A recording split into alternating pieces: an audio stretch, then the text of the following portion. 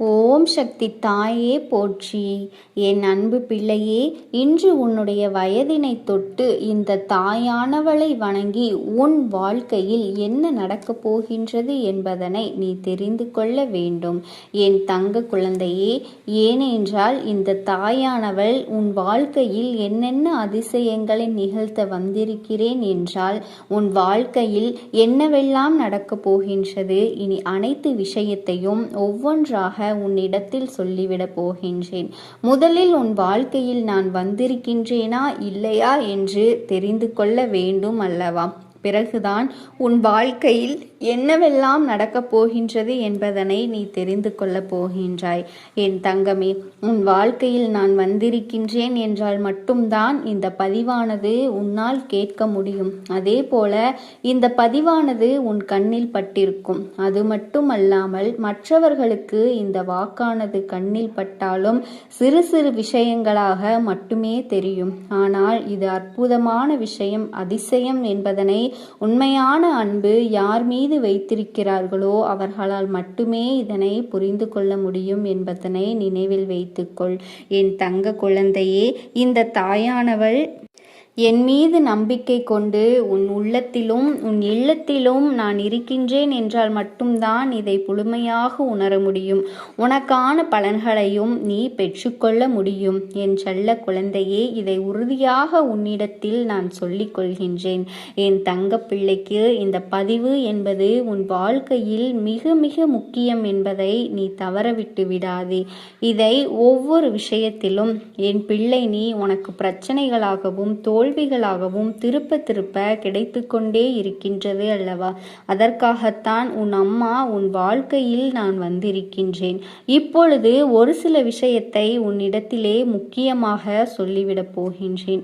பிறகு என்ன நடக்கப் போகின்றது என்று உன் வாழ்க்கையில் நீ பார்க்கத்தான் போகின்றாய். அதனால் என் செல்ல பிள்ளையே, நீ கவனமாக இந்த வாக்கினை கேட்க வேண்டும். உன் வாழ்க்கையில் மிகப்பெரிய ஏமாற்றத்தில் இருந்து உன்னுடைய வாழ்க்கையானது உனக்கு மீண்டும் சந்தோஷத்தை தரக்கூடிய தருணமாக மாறிவிடப் போகின்றது. என் அன்பு பிள்ளையே, இப்பொழுது உன் வாழ்க்கையானது தற்காலிகமாகத்தான் இருக்கிறது. ஏனென்றால் நீ நம்பிய சிலர்தான் உன்னை முதுகிலே குத்தி இருக்கின்றார்கள். அவருக்கு வாழ்க்கையில் என்னவெல்லாம் செய்ய வேண்டுமோ அதையெல்லாம் நீ செய்ய வேண்டும். நீ அத்தனையும் பார்த்து பார்த்து அவர்களுக்கு செய்து கொடுத்தாய். உன்னுடைய அத்தனை அன்பையும் அவர் மேல் காட்டி கொடுத்தாய். ஆனால் இப்பொழுது பாசம் என்ற பெயரில் உன் வாழ்க்கையில் நாடகம் ஆடி பணத்தையும் செல்வத்தையும் சொத்துக்களையும் ஆனால் இப்பொழுது பாசம் என்ற பெயரில் நாடகம் ஆடி உன் பணத்தையும் செல்வத்தையும் சொத்துக்களையும் உன்னிடத்தில் இருந்து பிடுங்கிவிட்டு இப்பொழுது எனக்கு அது சரியில்லை இது சரியில்லை என்று ஒரு சில நபர், அதுவும் நீ உயிராய் நினைத்த அந்த நபர்தான் உன் வாழ்க்கையை இப்பொழுது கெடுத்திருக்கிறார்கள். அது உண்மைதானே என் அன்பு குழந்தையே? இது நிச்சயமாக நடந்திருக்கும். இது நடந்ததனால்தான் உன் வாழ்க்கையே இன்று கேள்விக்குறியாக நிற்கின்றது. இது எல்லாம் ஒரு பெரிய விஷயமா என்று செய்துவிட்டால் போதுமா, நீ இதை செய்துவிட்டால் போதுமா என்று எவ்வளவு அசிங்கப்படுத்த முடியுமோ அவ்வளவு பேசுகிறார்கள். என் தங்க பிள்ளையே, நான் சொல்வது உண்மைதானே? பிறகு என் தங்க பிள்ளை, ஒரு சில நபருக்கு பாவம் என்று சில உதவிகளை எல்லாம் செய்தாய். உன்னிடத்தில் இல்லை என்றாலும் சில விஷயத்தை கேட்டுவிட்டார்களே, பழகிவிட்டோமே, அவர்கள் நன்றாக இருக்க வேண்டும், துன்பத்திலே இருக்கிறார்கள், என்னுடைய துன்பங்களை விட அவர்களினுடைய துன்பம் அதிகமாக இருக்கிறது, இந்த நேரத்தில் ஏதாவது நான் அவர்களுக்கு மிகப்பெரிய உதவிகளை எல்லாம் செய்ய வேண்டும் என்று எண்ணிக்கொண்டு உன் தகுதியையும் மீறி அவர்களுக்கு மிகப்பெரிய உதவிகளை எல்லாம் நீ செய்து கொடுத்தாய்.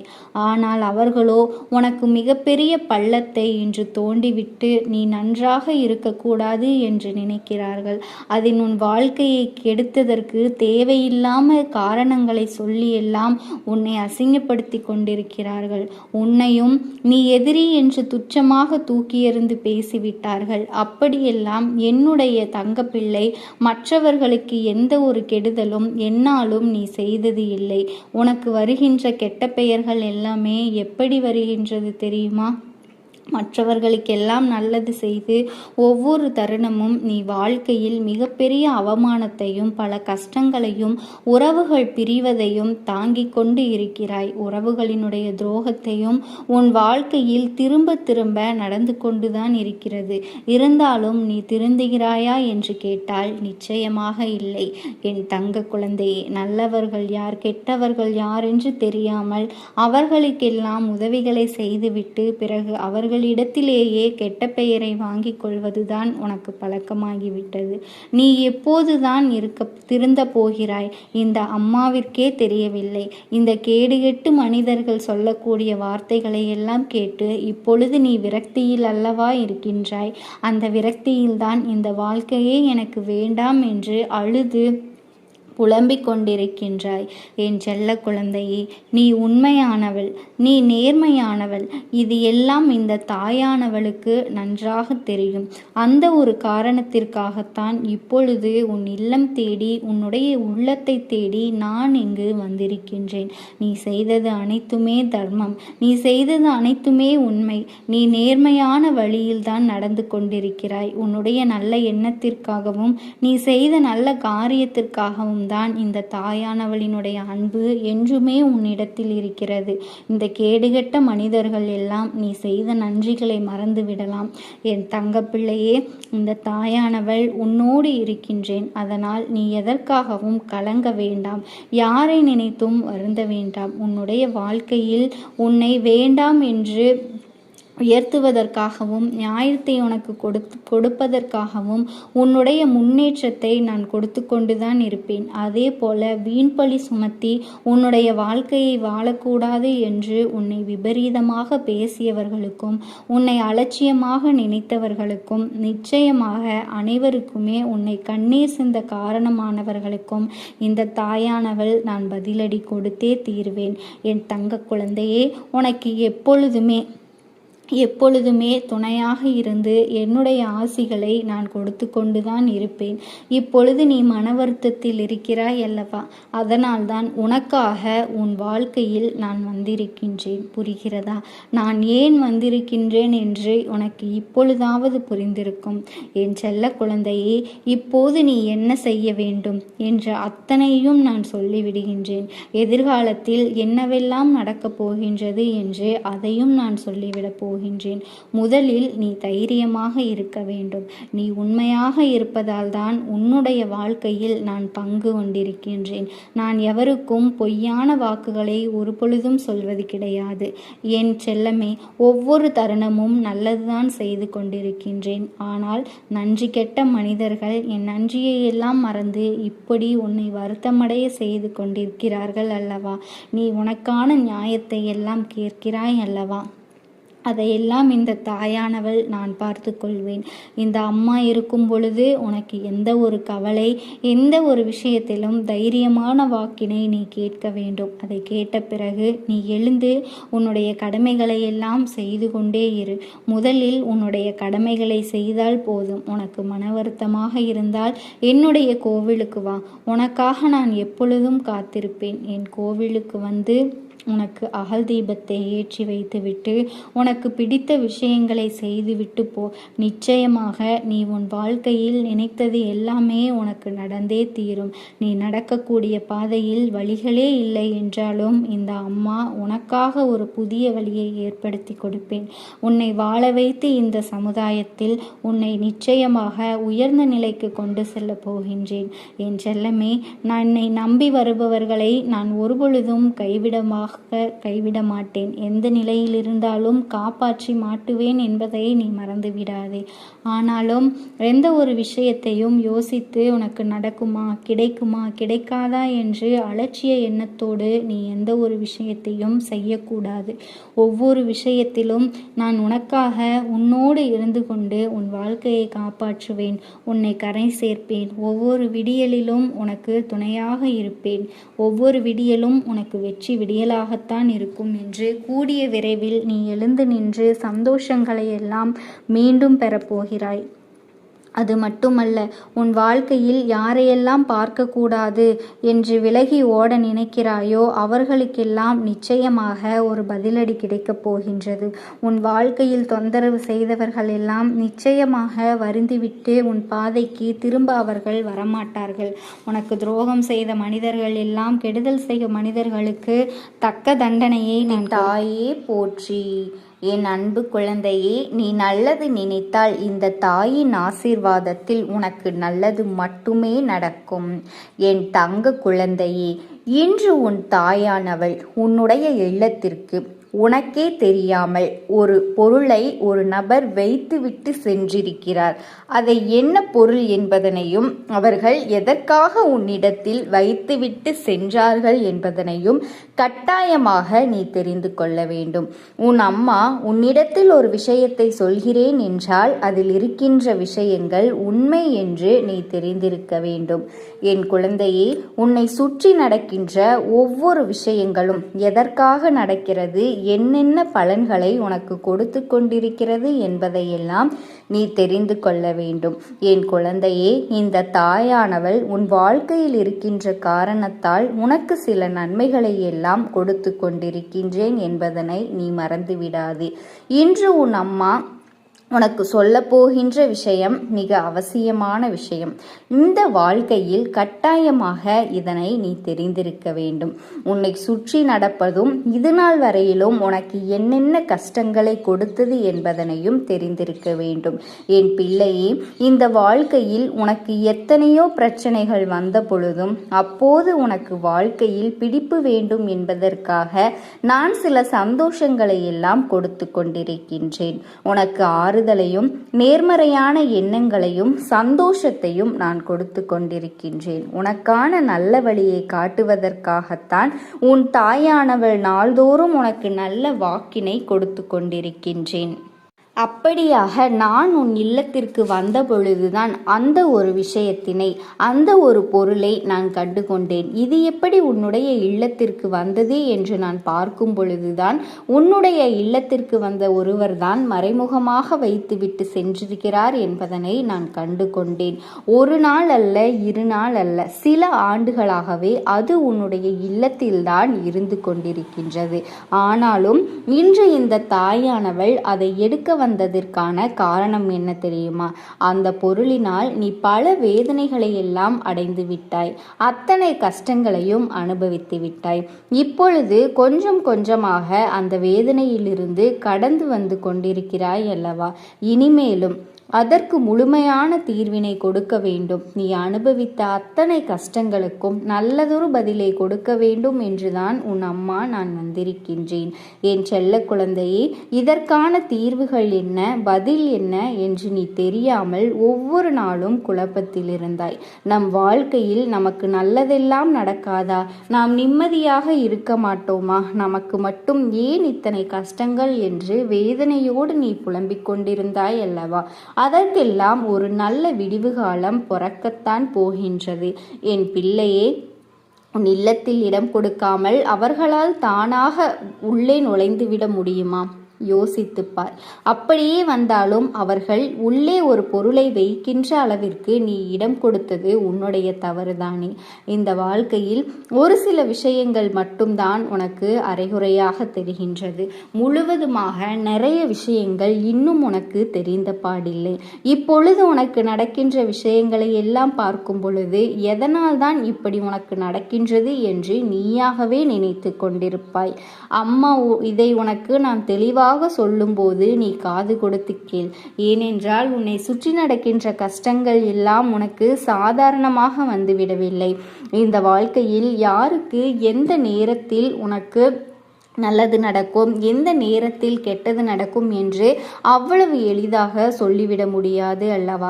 நம்மோடு பேசுகின்ற எல்லோரும் நல்லவர்கள்தான் என்று எப்பொழுதும் கண்மூடித்தனமாக நம்பிவிடக்கூடாது. ஆனால் தன்னுடைய மனதிற்குள் கெட்ட எண்ணங்களை வைத்திருக்கலாம் அல்லவா? வெளியில் பேசுவது மற்றும் நன்றாக பேசிவிட்டு அவர்களுக்குள்ளே இருக்கின்ற அந்த தீய எண்ணங்களை உன்னிடத்தில் வெளிக்காட்டி விடமாட்டார்கள்.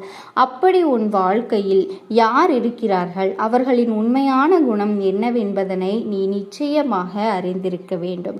அப்படிப்பட்டவர்களிடத்தில் நீ பேசும் பொழுதுதான் கவனமாக பேச வேண்டும். என் அன்பு குழந்தையே, ஒருவர் வாழ்க்கைக்குள் வருகிறார்கள் என்றால் உன்னுடைய வாழ்க்கையில் நுழைவதற்கு முன்பாகவே சில திட்டங்களை எல்லாம் தீட்டிக் கொண்டுதான் உன்னுடைய வாழ்க்கைக்குள் நுழைந்திருப்பார்கள் என்பதனை முதலில் நீ புரிந்து கொள். உன்னோடு நான் இருந்து கொண்டு என்னதான் உனக்கு நன்மைகளை எல்லாம் கொடுத்தாலும் அதில் இருக்கிற நன்மைகளை எல்லாம் உன்னால் முழுமையாக பெற முடியாமல் போகிறது. அதற்கு காரணமும் இவர்களாகத்தான் இருந்து கொண்டிருக்கின்றார்கள். நீ எந்த ஒரு விஷயத்தை புதிதாக செய்தாலுமே அதில் உனக்கு தடையாகவும் நிற்கிறார்கள் என்பதனை நீ மறந்து விடாதே. இந்த அம்மா தேவையில்லாமல் யாரையும் நான் குறை கூறவில்லை. நல்லவர்களை எல்லாம் கெட்டவர்கள் என்று உன் முன்னால் ஒரு நாளும் நான் அடையாளப்படுத்த மாட்டேன். நான் சொன்னது சில வருடங்களுக்கு முன்பாக உன்னுடைய இல்லத்திற்குள் வந்த ஒருவரை பற்றியது. என் பிள்ளையே, அப்போது அவர்களிடத்தில் நீ அதிகமாக பழகி கொண்டிருந்தாய். எந்த ஒரு விஷயமாக இருந்தாலும் இவர்களோடு தான் பகிர்ந்து கொண்டிருந்தாய். உன் இல்லத்தில் நடக்கின்ற அத்தனை பேரின் கஷ்டங்களை பற்றியும் அத்தனை பேரின் நல்லதை பற்றியும் இவர்களிடத்தில் ஏற்கனவே நீ பகிர்ந்திருக்கிறாய். அவர்களை பற்றிய விஷயங்களை எல்லாம் நீ சொல்லும் பொழுது இவர்கள் சந்தோஷம் அடைந்ததால் தான் நீயாக ஆர்வத்தோடு இவர்களிடத்தில் பேச ஆரம்பித்து விட்டாய். உனக்கான வேதனைகளை நீ அவர்களிடத்தில் பகிர்ந்து கொள்ளும் போது உன்னுடைய வேதனைகளை அவர்கள் அனுபவித்தது போலவே உணர்வு பூர்வமாக துடித்து உன்னிடத்தில் அத்தனையும் கேட்டார்கள் அல்லவா? என் குழந்தையே, அவர்கள் கேட்ட விதத்தில் உண்மை இல்லை. என் அன்பு குழந்தையே, உன்னுடைய வாழ்க்கையில் கஷ்டங்கள் இருந்தாலும் உன்னுடைய குடும்பத்தில் இருக்கின்றவர்கள் வாழ்க்கையில் கஷ்டங்கள் இருந்தாலும் அதையெல்லாம் நினைத்து ஒருவர் சந்தோஷப்படுகிறார் என்றால் அவர்களின் உண்மையான குணம் என்னவென்பதனை நீ புரிந்து கொள்ள வேண்டும். என் அன்பு குழந்தையே, இப்படிப்பட்ட ஒருவர்தான் உன்னுடைய குடும்பத்தில் ஒரு பொருளை மறைத்து வைத்துவிட்டு சென்று விட்டார்கள். அந்த பிரச்சனைக்குரிய பொருள் எங்கே இருக்கிறது என்று ஒரு நாளும் நீ தேடாதே. என் செல்லமே, அவர்கள் வைத்தது உன் இல்லத்தில் அல்ல, உன்னுடைய மனதில், அதாவது உன்னுடைய உள்ளத்தில்தான் அதை வைத்துவிட்டு சென்றிருக்கிறார்கள். அது என்ன தெரியுமா? உனக்குள் இருக்கின்ற எதிர்மறையான எண்ணங்கள். அவர்கள் எதிர்மறையான எண்ணங்களை ஆழமாக விதைத்துவிட்டு சென்று விட்டார்கள். என் பிள்ளையே, உன் குடும்பத்தில் இருக்கின்ற ஒவ்வொருவரிடத்திலும் யார் யார் என்னென்ன சொல்கிறார்கள் என்பதனை அப்படியே கேட்டு மற்றவர்களிடத்தில் சொல்லும் பொழுது அதை மாற்றி சொல்லி விடுகிறார்கள். உன்னுடைய உடன் பிறந்த உறவை பற்றி ஏதாவது ஒரு விஷயத்தை தவறாக சொல்லியிருப்பாயானால் அந்த விஷயத்தை யாரை பற்றி சொன்னாயோ அதை அவர்களிடத்திலேயே தெரிவித்து விடுகிறார்கள்.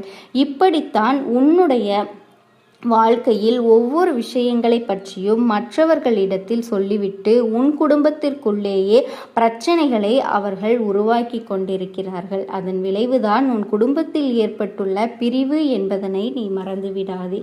நீ எவ்வளவு சாதாரணமாக பேசினாலும் நீ ஏதோ திட்டமிட்டு இதை பேசுகிறாய் என்ற மனநிலைமையில் அந்த நோக்கத்தோடு அவர்கள் அங்கே மாற்றி சொல்லிவிட்டார்கள். என் தங்க குழந்தையே, அப்படிப்பட்ட ஒருவரைத்தான் நான் கொண்டு உன்னோடு பிரச்சனைகளை சரி செய்ய வந்திருக்கின்றேன்.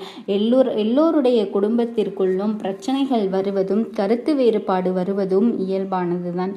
அதற்காகவெல்லாம் யாரையும் யாரிடத்திலும் நாம் விட்டு கொடுத்து பேசிவிடக்கூடாது. உன் அம்மா இந்த சூழ்நிலையை மாற்றுவதற்கு ஒரு வாய்ப்பை ஏற்படுத்தி கொடுக்கிறேன். அது என்ன தெரியுமா? உன்னுடைய குடும்பத்தில் நல்லதொரு மங்களகரமான காரியத்தை நான் நடத்தி வைக்கப் போகின்றேன். அந்த நிகழ்ச்சியின் மூலமாக உங்கள் அனைவரின் மன வருத்தங்களும் சிறு சிறு பிரச்சனைகளும் கருத்து வேறுபாடுகளும் மறைந்துவிடத்தான் போகின்றது. என் குழந்தையே, இந்த விஷயத்தில் தவறு நடந்திருந்தாலும் சரி, உன்னிடத்தில் தவறே என்றாலும் சரி, நீ பெருந்தன்மையாக நடந்து கொண்டு உன் குடும்பத்தில் நடக்கின்ற மங்களகரமான விஷயத்தை நீ திருப்தியாக நடத்தி கொடுக்க வேண்டும். உன் தாயானவள் உனக்கு நான் துணையாக இருந்து எல்லாவற்றையும் நல்லதாகவே நடத்தி கொடுக்க போகின்றேன். என் அன்பு குழந்தையே, உன்னுடைய வேண்டுதல்கள் எல்லாம் இந்த தாயானவளினிடத்தில் பலித்து விட்டது. ஏன் தெரியுமா? நீண்ட காலமாக இந்த அம்மாவினுடைய அன்பினை நீ முழுமையாக பெற்று கொண்டிருக்கின்றாய். என் தங்கப்பிள்ளையே, என்னுடைய அன்பினை நீ முழுமையாக பெற்றிருப்பதனால் மட்டும்தான் என் வாக்கினை உன்னால் உணர்ந்து கேட்க முடிகின்றது. நீ ஒருமுறை சிந்தித்துப் பார், இந்த தாயானவள் எப்படி உன் வாழ்க்கைக்குள் நுழைந்தேன் என்று எப்படி உன்னிடத்தில் நாள்தோறும் பேசிக் கொண்டிருக்கின்றேன். நீ எப்படி இந்த தாயானவளிடத்தில் அளவுக்கதிகமான அன்பினையும் பக்தியையும் வைத்திருக்கின்றாய். இதையெல்லாம் உணர்ந்து உன்னிடத்தில் நான் நாள்தோறும் நம்பிக்கையையும் மன நிம்மதியையும் கொடுத்து கொண்டிருக்கின்றேன். என் அன்பு குழந்தையே, நீ என் மீது எத்தனை அன்பு கொண்டிருக்கின்றாய் என்பதனை இப்பொழுது நான் புரிந்து கொண்டேன். என் செல்ல குழந்தையே, நீ என்னிடத்தில் உண்மையான பக்தியோடு தான் இருக்கிறாயா, என்னை வணங்குகிறாயா என்று நான் மனதளவில்